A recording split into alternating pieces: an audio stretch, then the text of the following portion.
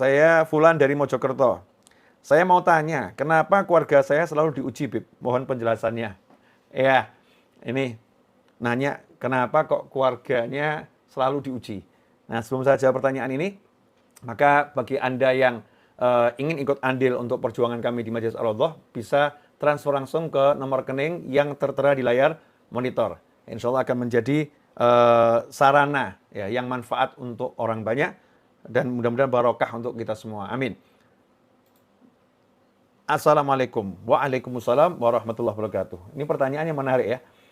Kenapa keluarga saya selalu diuji, Bib? Selalu diuji. Ya, mungkin ini akan saya perbaiki dulu kalimatnya ya. Bukan selalu diuji, tapi mengalami beberapa kali ujian. Mungkin ujiannya terasa sering. Cuman saya ingin mengajarkan kepada penanya dan kepada siapapun, termasuk diri saya pribadi khususnya, ya. Jadi kita jangan mengatakan kenapa saya sering diuji, kenapa saya sering, tapi coba kita melihat yang lain. Ya, Allah kok terlampau sering memberi saya nikmat. Kadang-kadang kita ini lupa kalau kita ini tidak pernah diputus nikmat sama Allah Ta'ala. Nah, nikmat pandangan, nikmat pendengaran, nikmat bisa bicara, nikmat Islam, nikmat iman, nikmat sehat. Itu nikmat yang luar biasa. Nah, sayangnya 1-2 ujian seringkali membuat kita lupa ya akan banyak nikmat dari Allah Subhanahu wa Ta'ala. Dan itulah yang menjadi salah satu penyebab kenapa ujian itu terus diberikan. Ya, ujian itu terus terkena kepada kita ya, karena kita lupa kalau kita dalam nikmat. La in syakartum la azidannakum wa la in kafartum inna adzabi lasyadid. Kalau kalian syukur pasti aku tambah nikmatku pada kalian. Kalau kalian kufur, ingat siksaku amat pedih. Ikhwani rahimakumullah. Jadi itu yang pertama kali, mari kita belajar melihat betapa banyak nikmat Allah Subhanahu wa Ta'ala yang ada pada diri kita. Kemudian yang kedua, hidup di dunia ini memang begitu ya, mengalami ujian siapapun itu. Siapapun, bahkan yang ujian terberat itu para nabi, para rasul, dan pewaris-pewaris nabi dan rasul. Ujiannya semakin berat.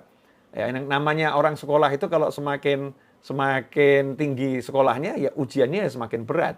Nggak sama ujian anak TK dengan anak SMA. Anak TK mungkin ujiannya 1 + 1 sama dengan berapa. Kalau anak SMA sudah rumus Pitagoras ya, dan lain sebagainya. Nah, semakin sulit dalam ujian matematiknya. Nah, dalam kehidupan juga begitu, semakin tinggi derajat kita di sisi Allah Ta'ala, maka semakin besar ujiannya dari Allah Subhanahu wa Ta'ala. Tapi ujian yang besar itu buat orang-orang beriman jadi ringan. Karena orang beriman tidak pernah berjalan sendiri. Selalu berjalan bersama Allah Ta'ala dan selalu ditolong oleh Allah Ta'ala, sehingga beban yang berat pun nggak terasa berat. Ya, seperti orang itu kalau suruh ngangkat beban 1 ton kan ya berat ya. Tapi kalau diangkatnya bukan pakai tangannya, tapi pakai mesin, maka dia cuma nyetir saja, 1 ton itu rasanya ringannya luar biasa. Sama-sama ngangkat berat 1 ton, beban 1 ton, tapi dia dibantu dengan alat, jadinya ringan. Lantas bagaimana kalau dibantu oleh Allah Subhanahu wa Ta'ala? Dalam Surat Al-Baqarah ayat 155 sampai 157, Allah sendiri sudah memberikan kabar kepada kita semua, memberitakan kepada kita semua, mengumumkan kepada kita semua. Walanabluwannakum bisyai'im minal khawfi wal ju'i. Walanabluwannakum bisyai'im minal khawfi wal ju'i wa naqsim minal amwali wal anfusi wath thamarat wa basyirus sabirin alladzina idza asabathum musibah qalu inna lillahi wa inna ilaihi raji'un. Saya ulangi ya. Walanabluwannakum bisyai'im minal khawfi wal ju'i wa naqsim minal amwali wal anfusi wath thamarat wa basyirus sabirin alladzina idza asabathum musibah qalu inna lillahi wa inna ilaihi raji'un ulaika alaihim salawatum min rabbihim wa rahmah wa ulaika humul muhtadun.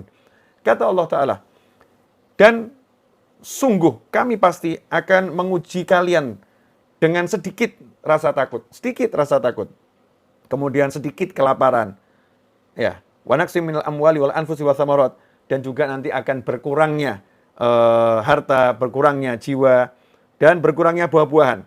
Wa basyirus sabirin, sampaikan kabar gembira kepada orang-orang yang sabar. Semoga Allah Ta'ala jadi kita orang-orang yang syukur dan orang-orang yang jika mendapatkan ujian mampu bersabar bersama Allah Ta'ala.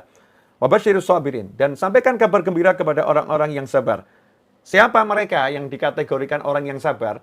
Jadi orang sabar itu bukan orang yang berkeluh kesah. Bukan orang yang mengatakan kenapa. Tapi orang yang sabar adalah alladzina, yaitu orang-orang yang idza asabathum musibah, jika mendapatkan musibah, ujian dari Allah Ta'ala, qalu, mereka berkata, inna lillah, sesungguhnya ya kami ini adalah miliknya Allah. Kami ini miliknya Allah, harta kami miliknya Allah, jiwa kami miliknya Allah.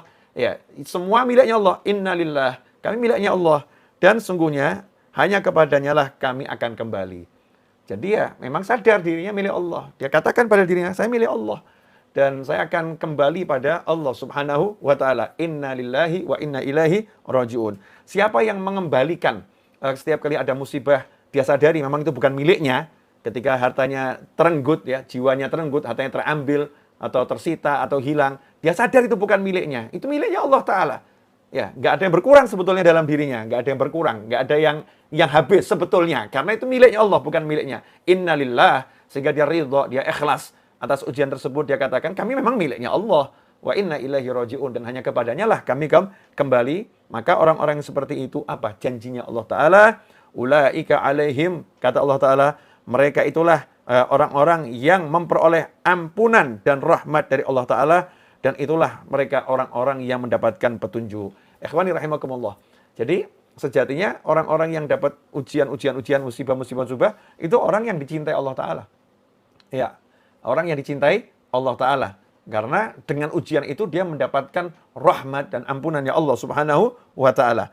Dalam hadis yang diriwayatkan Imam Bukhari dan Muslim, dari Sayyidina Abi Sa'id Al-Khudri radhiyallahu anhu dan Abi Hurairah radhiyallahu anhu, dari Rasulullah SAW, beliau bersabda, Rasul bersabda, "Ma yusibul mu'mina min nasabin wala wasabin wala hammin wala hazanin wala adhan wala ghammin hatta syaukah yushakuha illa kafrallahu biha min khotoyah." Rawal Bukhari wa Muslim. Ya, tidak ada satupun musibah yang terjadi pada diri Muslim, ya. Baik itu ada harta yang hilang ataupun dia mengalami kesedihan, mengalami rasa suntuk, ya, sumpek, atau dia mengalami gangguan, bahkan sampai-sampai kalau dia terkena duri yang kecil, semua ujian tadi itu menjadi kafarallahu biha min khotoyah, penghapus dosa-dosanya. Ya, penghapus dosa-dosanya. Nah, sehingga nikmat sebetulnya, bahwa kita ini sadar banyak dosa kok. Kita banyak dosa dan kita ini kurang sempat minta ampun, lupa istighfar. Kemudian Allah yang berkehendak agar dosa kita habis, agar kita kembali kepadanya dalam keadaan suci dari dosa, pangkat yang tinggi. Nah, kita ini sama Allah Ta'ala kemudian diberi ampunan dengan cara dikasih masalah, dikasih rasa sedih, ya, dikasih kekurangan harta, dikasih kehilangan pangkat, kehilangan kedudukan.